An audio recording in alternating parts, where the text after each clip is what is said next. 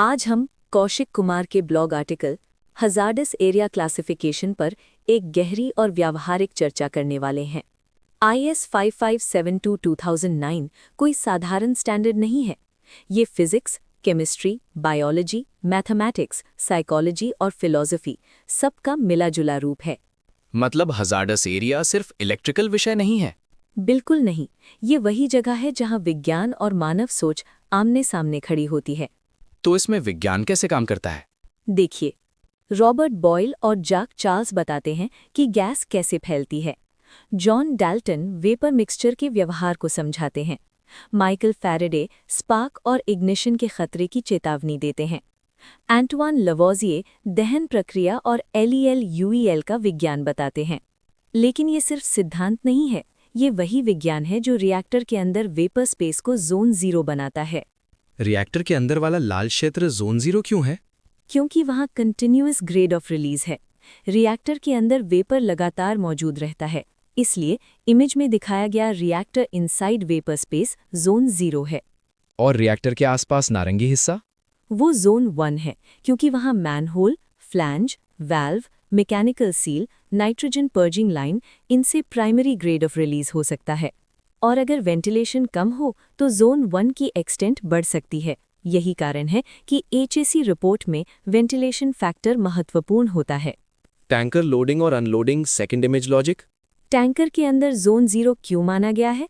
क्योंकि tanker truck के अंदर वेपर लगातार मौजूद रहता है। ये भी कंटिन्यूअस ग्रेड ऑफ रिलीज है। वेंट एरिया इतना क्रिटिकल क्यों है? क्योंकि वेंट से वेपर बाहर आता है। वेंट आउटलेट के आसपास इग्निशन सोर्स मिल जाए तो फ्लैश फायर संभव है। इसलिए वेंट के आसपास का क्षेत्र ज़ोन 1 और टैंकर से दूर पीला क्षेत्र ज़ोन 2, जहां वेपर नॉर्मल कंडीशन में नहीं रहता पर एक्सीडेंटल रिलीज में आ सकता है। Static electricity? टैंकर लोडिंग में फ्लोइंग लिक्विड, होज मूवमेंट और पुअर अर्थिंग स्टैटिक चार्ज पैदा करते हैं। अगर बॉन्डिंग और अर्थिंग ठीक न हो तो स्पार्क बन सकता है। यही कारण है कि टैंकर लोडिंग एरिया में प्रॉपर अर्थिंग एज पर स्टैंडर्ड अनिवार्य है। जोन ड्राइंग अनुमान से नहीं बनती। Gas density, flash point, vapour pressure, release rate, ventilation rate, इन सब का गणितीय मूल्यांकन होता है। यही HAC कैलकुलेशन का कोर है। और इंसान की गलती? यहीं आता है साइकोलॉजी। डैनियल कैनेमन बताते हैं कि कुछ नहीं होगा वाली ओवर कॉन्फिडेंस सोच हजार्डस एरिया में सबसे बड़ा खतरा बन जाती है। साइट पर सबसे आम गलतियां: अर्थिंग क्लिप लगाकर चेक न करना, मोबाइल का उपयोग ज़ोन 1 में, वेंट एरिया को इग्नोर करना, ज़ोन ड्राइंग अपडेट न करना। यही छोटी लापरवाही बड़े हादसे बनती है। महाभारत और गीता पर्सपेक्टिव? आप बार बार चेतावनी और जिम्मेदारी की बात कर रहे हैं, क्योंकि महाभारत हमें सिखाता है जब चेतावनी को नज़रअंदाज किया जाता है तो परिणाम युद्ध और विनाश के रूप में सामने आता है। और श्रीमद् भगवद गीता स्पष्ट कहती है, कर्म करते समय ज्ञान और विवेक आवश्यक है, अन्यथा कर्म ही बंधन बन जाता है। यानी हजार्डस एरिया में काम करना भी एक कर्मयोग है? बिल्कुल, सही ज्ञान के साथ किया गया कर्म सुरक्षा है, बिना समझ किया गया कर्म हादसा। और गरुड़ पुराण? गरुड़ पुराण साफ चेतावनी देता है, जो खतरे को जानकर भी अनदेखा करता है वो अपने कर्मों से स्वयं विनाश को आमंत्रित करता है। इसीलिए इस एपिसोड में हम व्यावहारिक रूप से समझते हैं हजार्डस एरिया क्या है, ग्रेड ऑफ रिलीज से ज़ोन 0, 1, 2 कैसे तय होते हैं, वेंटिलेशन ज़ोन को क्यों बदल देता है, रिएक्टर और टैंकर के वास्तविक उदाहरण, स्टैटिक इलेक्ट्रिसिटी का प्रभाव, IS 5572 और IS EEC 6009 का आपसी संबंध, HAC में होने वाली आम लेकिन घातक गलतियां। लेकिन IS 5572 और IS 1627 में वास्तविक अंतर क्या है? ये समझना बहुत महत्वपूर्ण है। IS 5572 2009 हजार्डस एरिया का क्लासिफिकेशन करता है। ज़ोन 0, ज़ोन 1, ज़ोन 2 डिफाइन करता है, डिज़ाइन स्टेज में उपयोग होता है। ये बताता है कि खतरा कहाँ है।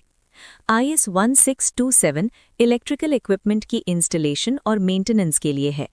प्रॉपर वायरिंग, अर्थिंग और प्रोटेक्शन सुनिश्चित करता है। एग्जीक्यूशन और मेंटेनेंस स्टेज में उपयोग होता है। ये बताता है कि खतरे में सुरक्षित कैसे काम करना है। तो निष्कर्ष क्या निकला? सेफ्टी सिर्फ कंप्लायंस नहीं, ये ज्ञान, विवेक और कर्म है। और हजार्डस एरिया में काम करना सिर्फ एक जॉब नहीं, एक जिम्मेदारी है। अगर जोन गलत डिफाइन हो जाए तो क्या हो सकता है? अगर हजार्डस एरिया का क्लासिफिकेशन गलत हो जाए तो परिणाम सिर्फ वायलेशन नहीं, विनाश हो सकता है। इस इमेज में जो टैंकर एक्सप्लोजन दिख रहा है उसके संभावित कारण समझिए। जोन 0 को जोन 1 या जोन 2 मान लिया गया। अगर टैंकर के अंदर वेपर स्पेस को सही तरह जोन 0 न माना जाए और इक्विपमेंट सिलेक्शन गलत हो जाए तो इंटरनल स्पार्क या non intrinsically safe device vapour ignition कर सकता है। Result vapour cloud explosion. Went area को जोन 1 डिफाइन नहीं किया गया। वेंट से फ्लैमेबल वेपर निकलता है। अगर वेंट के पास नॉन फ्लेम प्रूफ मोटर हो, लाइटिंग एक्स प्रूफ न हो, हॉट वर्क कंट्रोल न हो तो इग्निशन सोर्स मिलते ही फ्लैश फायर या ब्लास्ट हो सकता है। इमेज में जो मैसिव फायरबॉल है वो वेंट बेस्ड इग्निशन से संभव है। Static electricity control failure. अगर बॉन्डिंग या अर्थिंग फेल हो जाए तो flowing liquid plus vapour cloud plus spark equal to explosion. Tanker loading area में स्टैटिक स्पार्क सबसे कॉमन हिडन इग्निशन सोर्स है। वेंटिलेशन फैक्टर अंडर एस्टिमेट करना। अगर एचएसी रिपोर्ट में वेंटिलेशन को गुड मान लिया गया लेकिन एक्चुअल साइट पर कंजेशन हो तो वेपर डिस्पर्स नहीं होगा, एक्यूमुलेशन होगा और एक्यूमुलेटेड वेपर स्पार्क मिलते ही एक्सप्लोड कर सकता है। ह्यूमन एरर और जोन ड्राइंग अपडेट फेलियर। अगर प्रोसेस चेंज हुआ लेकिन एचएसी रिवाइज नहीं किया, न्यू नोजल ऐड हुआ लेकिन जोन एक्सटेंड नहीं किया, टेम्पररी इक्विपमेंट लगाया गया जहां नॉन एक्स टाइप था, तो क्लासिफिकेशन ड्राइंग सेफ हो सकती है लेकिन साइट अनसेफ हो जाती है। एक्सप्लोजन अचानक नहीं होता, वो zone failure, engineering mistake, equipment selection error और ह्यूमन ओवर कॉन्फिडेंस का संयुक्त परिणाम है। हजार्डस एरिया में गलत जोन सिर्फ एक डायग्राम एरर नहीं, एक संभावित आपदा है। और यही है कौशिक कुमार 147 एट सेफ्टी, जहां विज्ञान, चेतना और सुरक्षा एक साथ मिलते हैं।